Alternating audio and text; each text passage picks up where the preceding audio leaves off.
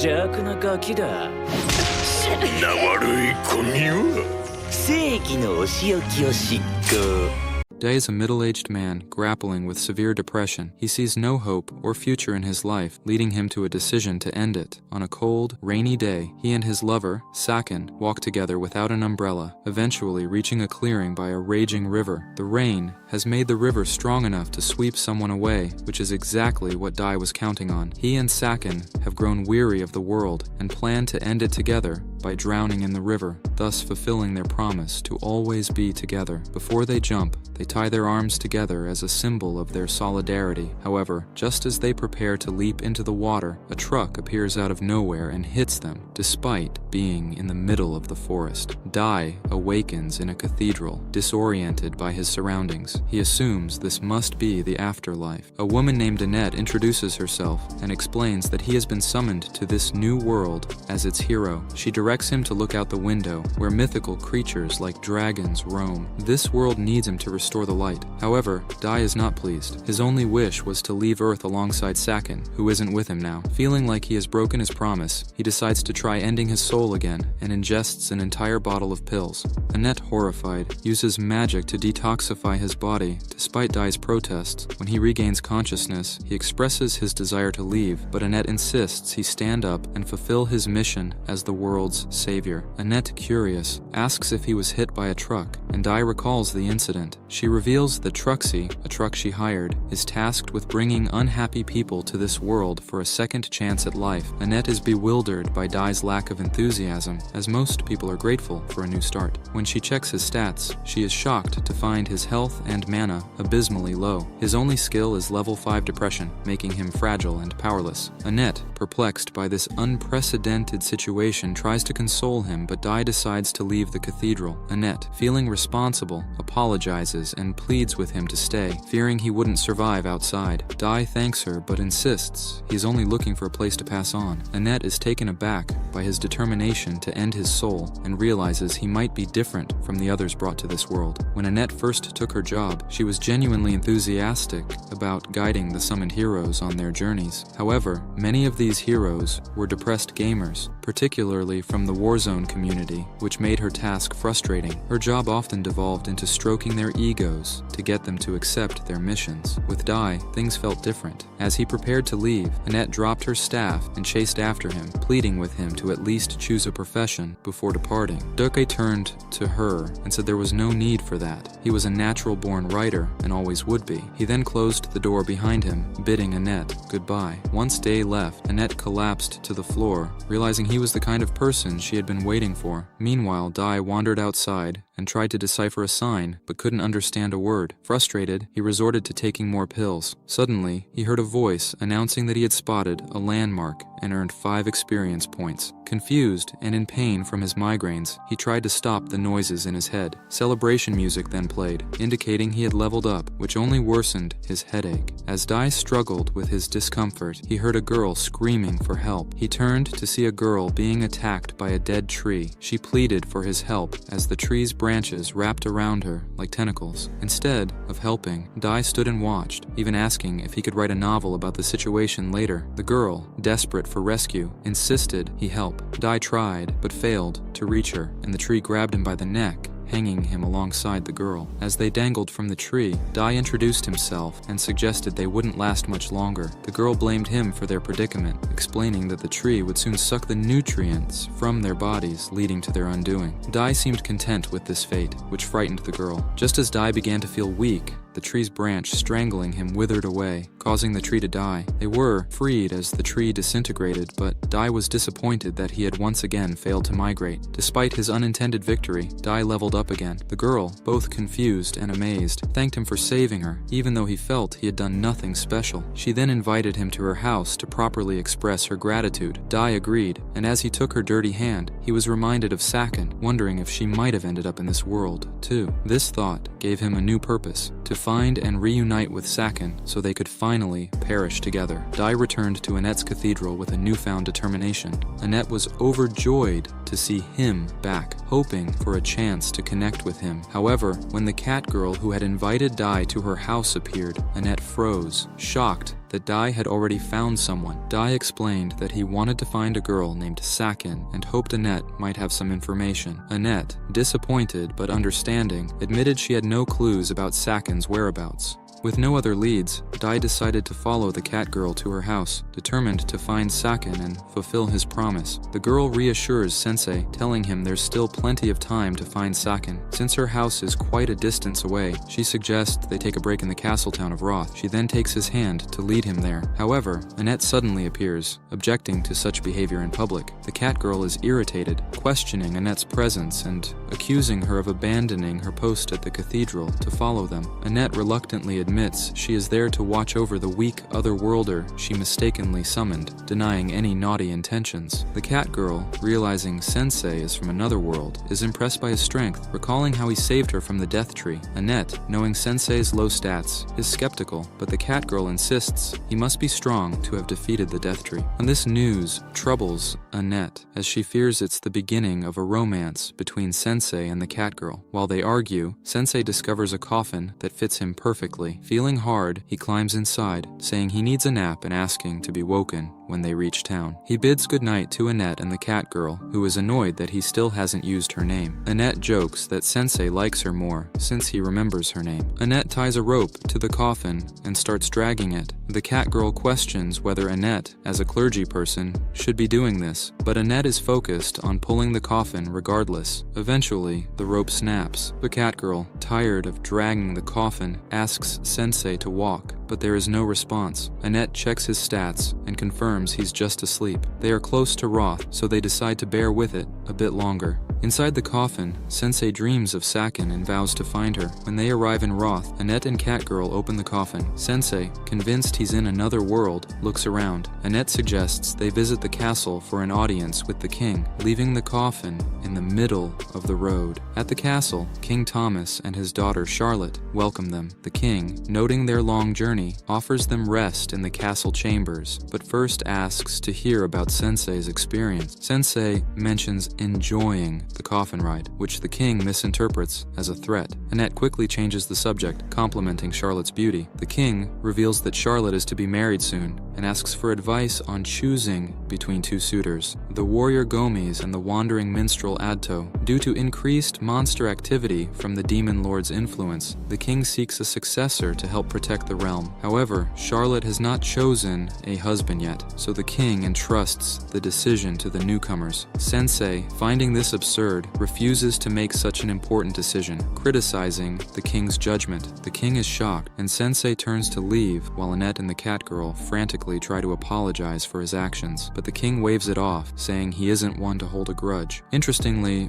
Charlotte seems to have taken an interest in Sensei. That night, while everyone else sleeps, Sensei gazes out the window. Annette, noticing he's awake, asks if he has trouble sleeping. Sensei admits he never sleeps well. Seizing the opportunity to learn more about him, Annette asks about Sakin, but then she spots a tail under Sensei's sheets. Pulling back the covers, she finds the cat girl curled up on Sensei's thighs. Annette, indignant, uses a pillow to wake her. The cat girl defends herself, saying it's cold and natural for her to seek warmth. As Annette and the cat girl bicker, Sensei leaves the room due to the noise. In the hallway, Sensei notices a beautiful light outside and goes to the lake, where he coincidentally meets Charlotte. She invites him to join her by the lake, and Sensei, struck by the beauty of the night, remarks that it makes him feel like drowning in the lake. Shocked, Charlotte asks if he has serious problems, but Sensei retorts that she seems more troubled than him. After a pause, Charlotte confides that she's torn between Gomes, the reliable warrior, and Adto, her childhood friend and minstrel. She feels pressured to choose Gomes for his strength, but she loves Adto's comforting presence. Sensei chuckles and tells Charlotte she's kind to worry so much about her father's opinion. He advises her to make a decision based on her own desires, just as he never lets others dictate his life despite his struggles. The next day, King Thomas summons Sensei and the others to the throne room, apologizing for the inconvenience, but announcing that Charlotte has finally chosen her husband. Annette believes Charlotte will choose Gomes, prioritizing the kingdom's needs, while the cat girl thinks Adto is a better match. Thomas asks Charlotte to declare her choice. To everyone's surprise, instead of turning to Adto or Gomes, Charlotte takes Sensei's hand and declares she wants to drown in the lake with him. The room is stunned, and Annette collapses in shock. Charlotte explains that after speaking with Sensei, she realized Adto's songs weren't acts of love, but performances, and Gomes, who smelled bad, was never an option. The king urges her to reconsider marriage, but Charlotte snaps, criticizing the arranged marriage and expressing gratitude to Sensei for respecting her autonomy. Sensei now understands Charlotte's choice, but before he can respond, Gomes removes his helmet, revealing himself as a servant of the Dark Lord. His plan was to become king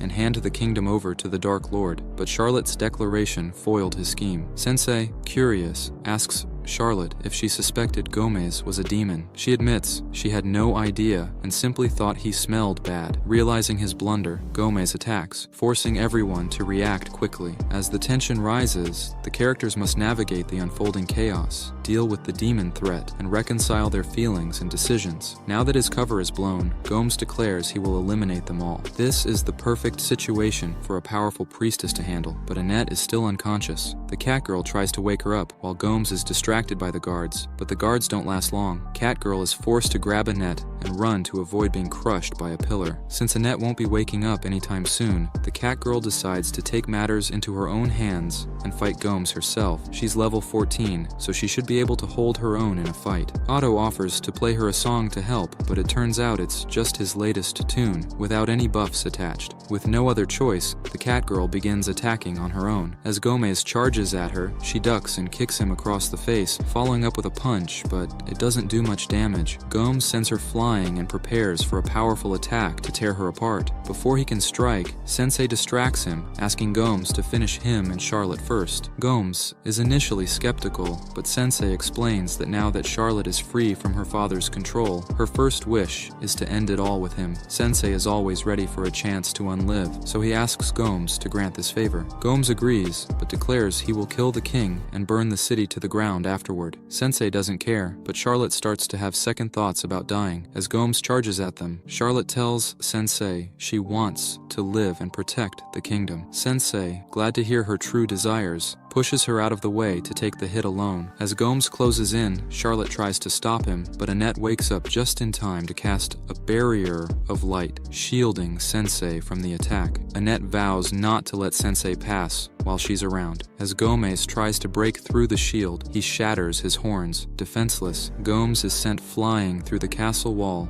and into the lake by the Catgirl's tasty blow. Annette and the Catgirl, relieved to have survived, thank each other for their help, starting to get along better. Otto, meanwhile, continues to play his song, oblivious to the chaos. Charlotte has a lot to think about after the battle, but her father runs up, begging for forgiveness for not considering her feelings. He admits that Sensei was right about him not being fit to be king or even a good father. He sincerely asks Charlotte if she can forgive him. Charlotte, moved, tells her father she forgives him and wants to talk about the kingdom's future together. Thomas is overjoyed at reconciling with Charlotte, who's happy her father finally understands her. Sensei, however, is frustrated that Annette and the Catgirl ruined his chance to die. Later, Thomas abdicates the throne to Charlotte, who dedicates herself to keeping the kingdom safe. Otto continues making songs, and Annette and the Catgirl drag Sensei's coffin to their next destination. They discuss how bold it is for Charlotte to become queen at 16, but believe she will succeed. Sensei emerges from the coffin, remarking that what matters is Charlotte made the decision for herself and stands by it, which he finds beautiful. Episode 3 opens with Annette and Catgirl dragging the coffin again. Vampire man Sakin gets out and asks for a breakfast burrito. Annette tells him, "Take this bread and piss off." She then informs Catgirl that it will take a few days to reach her hometown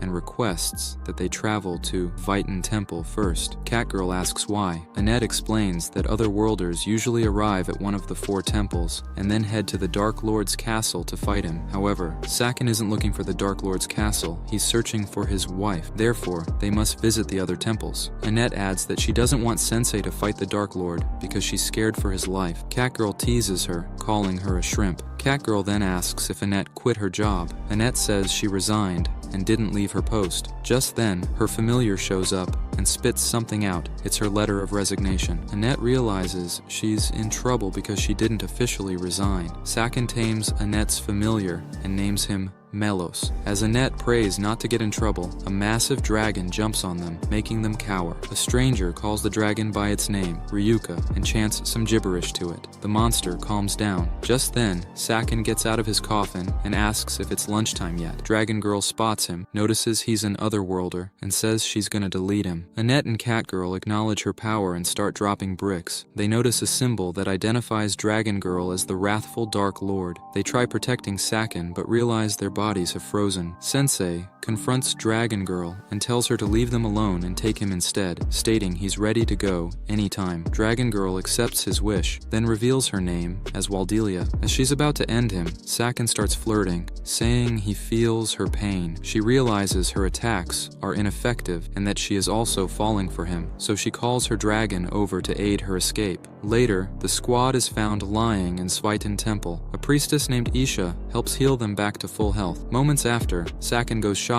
and downs an entire bottle of bleach. Catgirl gets angry and smacks him. He explains he was feeling too good and wanted a drink to dull himself back down. Meanwhile, Annette is talking to Isha, thanking her for saving them. The priestess asks why she is traveling with an otherworlder. Annette explains that he is special and tries not to make herself look like a shrimp. Just then, a fat beatboxer intrudes their conversation, rapping about how his God-given gift is mass production and how he produces coins out of thin air. Annette gets angry and throws the coins in his tomato-shaped face. He proceeds to run away like he's being chased by his uncle, crying like a baby. Annette and Isha continue their conversation. Isha tells her to leave Sakin because he reeks of impurity and evil. Annette defends him as if she is married to him. Isha asks what Sakin's special powers are. Annette says he has none, leaving Isha shocked. Annette then brags about how Sakin defeated the Dark Lord, but Isha interrupts, saying that the Dark Lord was already defeated 7 days ago. The scene shifts to Dragon Girl visiting her hometown, only to see from a distance that an otherworlder has conquered her castle and collected her father's soul. Back at the squad's base, Annette discusses with Catgirl that the real Dark Lord was vaporized 7 days ago. Catgirl realizes the coincidence that Sensei entered this world 7 days ago. They start making conspicuous theories. Meanwhile, Senpai Sakin tries to get some work done but can't. He says he has creator's block, and even though meeting Waldelia sparked his inner creativity, he can't seem to find the work ethic. Annette sees him being a miserable mope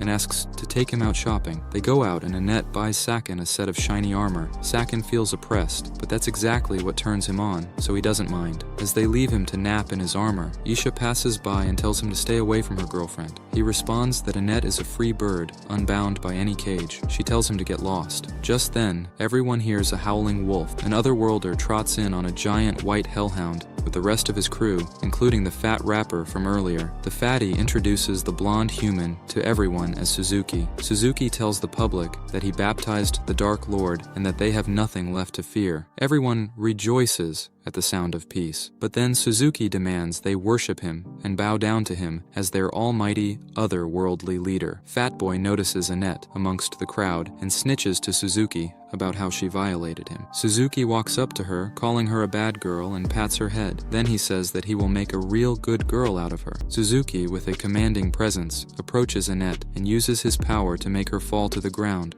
rendering her a slave to his will. Kotaro, an observer, admires Suzuki's skill, noting that the purer the target, the quicker they succumb. Tama, witnessing the scene, is shocked and enraged, demanding to know what happened to Annette. Kotaro explains that Suzuki's skill unconditionally turns anyone he pets into his slave, and Tama demands that the spell be dispelled immediately, and Suzuki intervenes, commanding Tama to calm down, asserting that no human or monster can resist his overpowered skill, Pet. Isha, a town leader, arrives and challenges Suzuki, declaring that the town of Vale will never surrender to him. The villagers rally behind her, expressing their defiance. Suzuki, undeterred, declares his intent to destroy the town and build a new kingdom, commanding his pets to attack the villagers. Panic spreads as Suzuki's pets charge, and Isha curses under her breath, calling Suzuki a bastard. Suzuki coldly corrects her, telling her to call him hero like she did when they first met, and arrogantly claims he will use her church as his castle. Sensei, a mysterious figure, watches the chaos with a calm demeanor. He comments on the unpredictability of attacks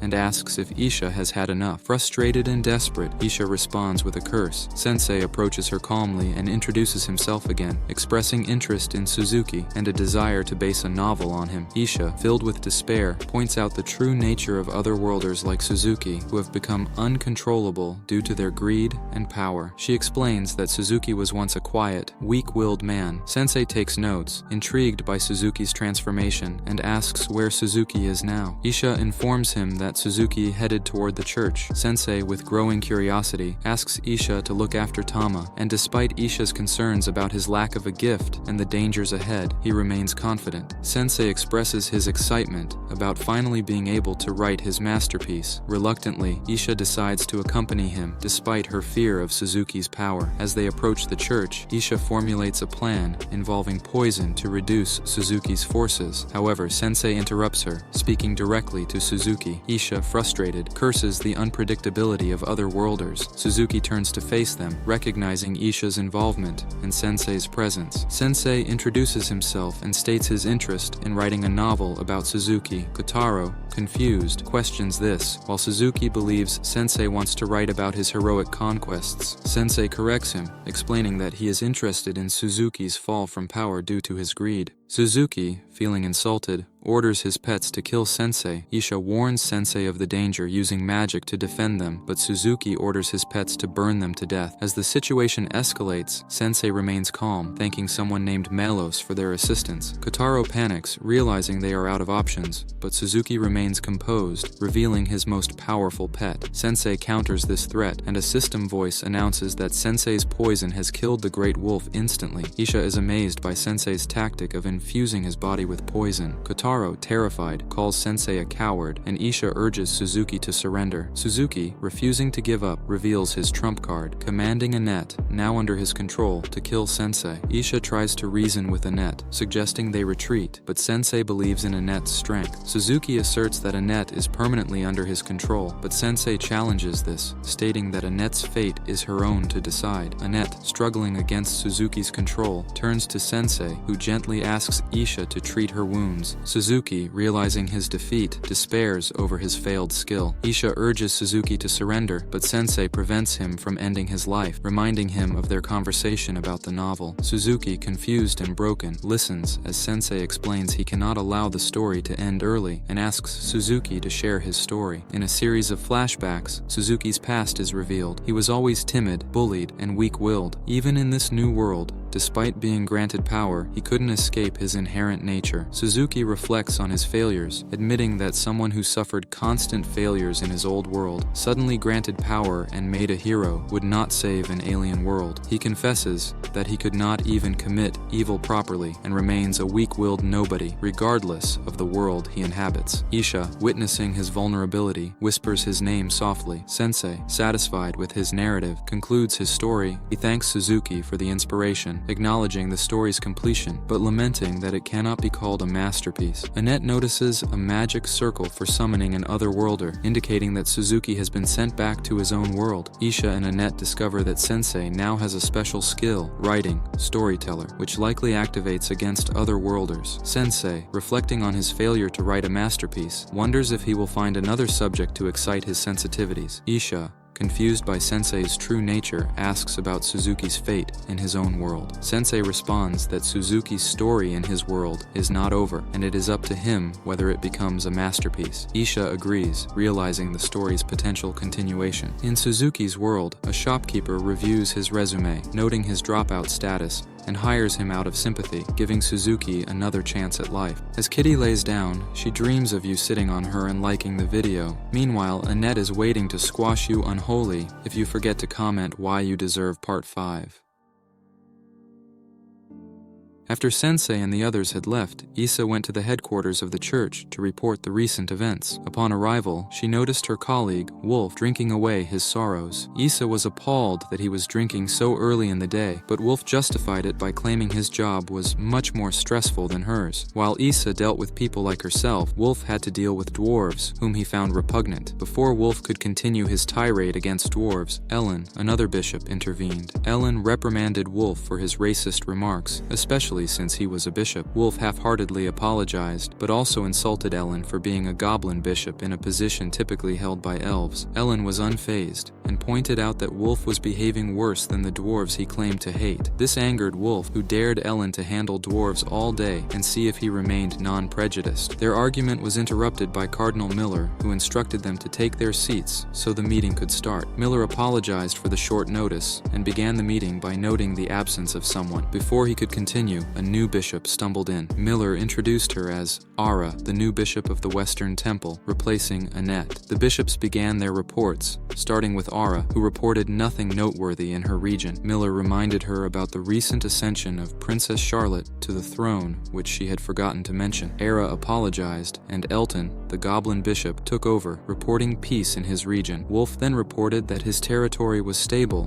despite occasional conflicts between dwarves. When it was Issa's turn, she shared dire news. An otherworlder had rampaged through her region, destroying half of the town of Ville. She was working on restoration, but highlighted that the meeting was called due to otherworlders. Miller revealed that the Dark Lord was defeated by otherworlders, and the Pope decided to seal the magic circles connecting their world to others, putting Truck on indefinite leave. Elton was relieved that the Dark Lord was defeated, but concerned about the 7 otherworlders who had claimed the Dark Lord's land and declared their intention to create a utopia, which sounded like a declaration of war. The Pope was stressed because these otherworlders were initially seen as saviors. They now faced the threat of these powerful beings and the Dark Lord's missing daughter. Ara worried about fighting such formidable foes, but Issa had an idea. She mentioned a particular otherworlder with a gift that could send otherworlders back to their own worlds. This revelation shocked everyone, and the Pope, who had arrived unexpectedly, was eager to hear more. Issa was asked to elaborate on this potential solution. Meanwhile, within the Dark Lord's territory, 2 of the 7 otherworlders remained in the castle, while the others ventured out to claim more regions for their new empire. The 2 were eager to see the world's reaction to their actions. Back with Sensei and his group, they arrived at their destination, and Catgirl was excited to sleep in a bed again. Suddenly, she received a system notification that her level had increased to 17. Though she was not pleased with how it happened, they decided to look for an inn, and a voice directed them to a good one nearby. The voice belonged to a boy sitting on a signpost,